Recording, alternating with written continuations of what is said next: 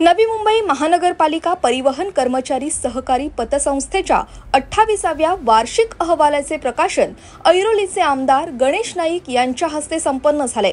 या प्रसंगी माजी खासदार संजीव नाईक हे देखील उपस्थित होते। यावेळी गणेश नाईक यांनी पतसंस्थेच्या कार्यांचा आढावा घेऊन भविष्यातील त्यांच्या संकल्पना वाटचालींविषयी सविस्तर चर्चा करून पतसंस्थेच्या पुढील वाटचालीसाठी शुभेच्छा दिल्या।